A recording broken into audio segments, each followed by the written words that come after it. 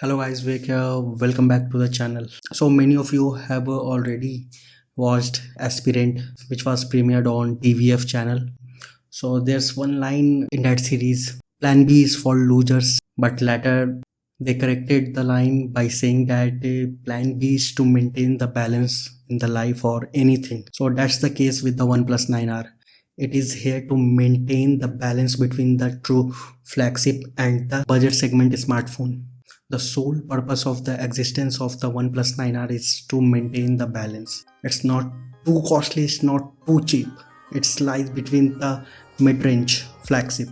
Well, kind of. So I'm not going to do the usual review of this phone as many of you have already watched on the other channel. So I'm here to explain or share my thoughts while using this phone for approximately 1 month. And I'm pretty impressed by the phone, and I think this is the best OnePlus phone you can buy right now, and the most practical OnePlus phone right now, plus the best value for money phone under 50,000 rupees. Yes, if you want to leave the video you can, because I have summed up all the things in that line. But nevertheless, let me start by sharing my experience while using this phone for approximately 1 month. So first of all, I would like to tell about the design. So design is almost similar to the OnePlus 8T. Even the back cover of the OnePlus 8T fits perfectly into the OnePlus 9R. So you can tell that it's basically a rebranded OnePlus 8T, but in a good way.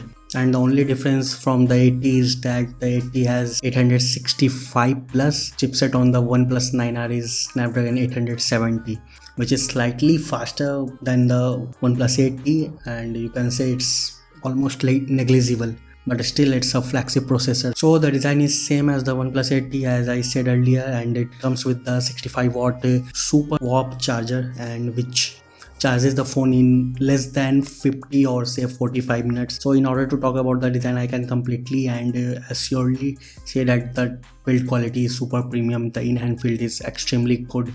You will have no complaint. The side border is completely of metal. The front and back are glass, and eventually you will get a very sturdy and almost compact phone. There's no complaint from my side on the build quality and the premiumness of this phone and the in-hand feel. So it's a top notch, and Oxygen OS do support its large display. I will talk about the software experience in the latter part of this video, so make sure to watch the full video. So now let's talk about the display. Display is top notch, 120Hz AMOLED display with HDR10 certified. You can watch Netflix in HDR10. Many other flagship or kind of say the phones which ranges between 30 to 50 does not support HDR10 in Netflix, but this phone does support.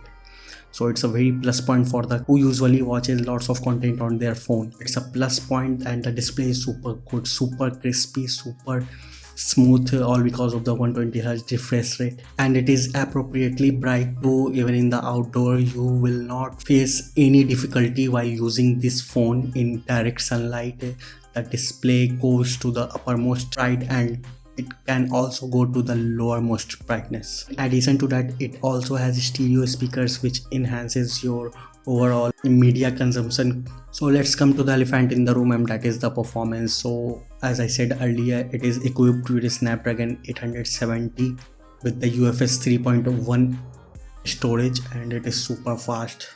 All I can say, it's super fast, super crazy fast. You will not feel any difficulty while doing any type of work on this phone, whether it is day-to-day heavy task, heavy gaming, or whatever you want to do on this phone.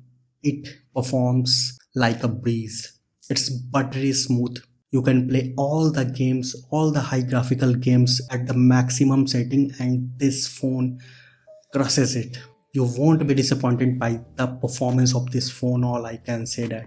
And I am more of a practical user than a Geekbench or any sort of Antutu benchmark person. Don't fall for that, the numbers are there, but overall the user experience and the overall performance is what matters the most for the consumers. So you will not be disappointed by the performance. So with great display and the great performance and highly equipped chipset, you may think the battery life may affect but it's not the case with the OnePlus 9R. You can easily get 7 plus hours of screen on time on daily basis. Almost every day I got it 7 plus hours of screen on time without any doubt. The battery life is truly phenomenal. If you consider 120 Hz display plus AMOLED plus Snapdragon 870, so in terms of battery it just crushes. I do play a lot of games. I do usually watches a lot of videos, HDR, Amazon Prime and YouTube. I still get 7 plus hours of screen on time, so you will not be disappointed by the battery performance of this phone. So 40 minutes is all it needs to get fully charged from 0 to 100%, as I said earlier too. So moving to the next segment that is extremely important, particularly for me, is that the software. The software experience is pretty good on all the OnePlus phones, and one of the main selling point of OnePlus phones are Oxygen OS. So OnePlus 9R is also equipped with Oxygen OS and running on Android 11, and it is super good.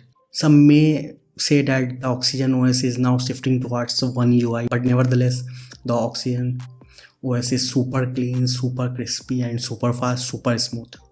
So it's all super. You will get hell lot of a customization from Oxygen OS, and it's super good, which does add a lot of refresh to the phone. And with great software experience, you will not feel any bad RAM management. The RAM management on this device is extremely good, all because of the Snapdragon 870 and the optimized Oxygen OS.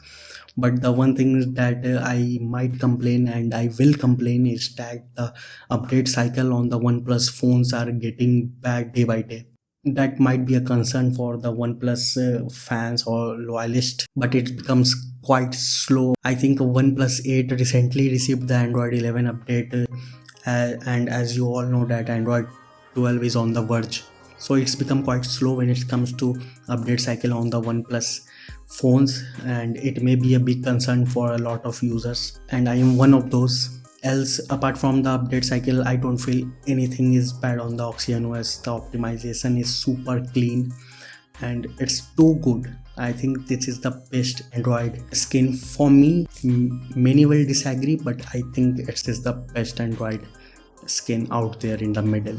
So let's talk about the camera, which is the uttermost part of any smartphone, and many users buy any phone because of its camera, and I have made a dedicated video about the camera. You can check out the whole video.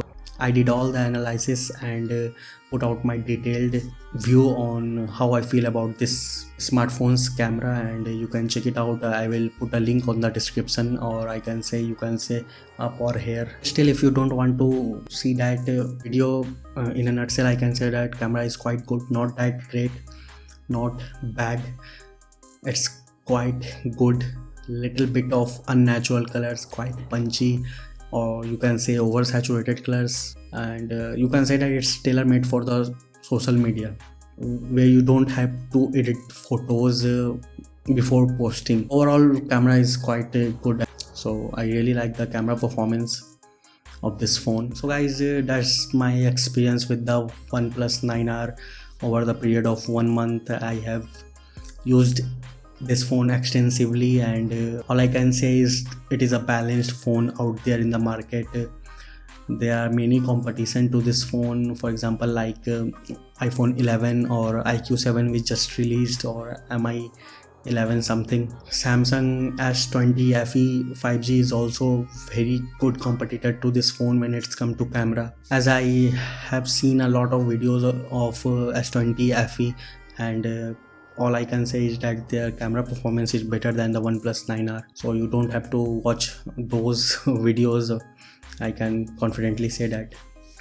But I think as I said earlier that this phone is here to maintain the balance between the true flagship and the budget phone, and it's quite a good phone, not the best, but I think casual users, or most 95% of the users, will be happy after buying this phone, because it's complete phone.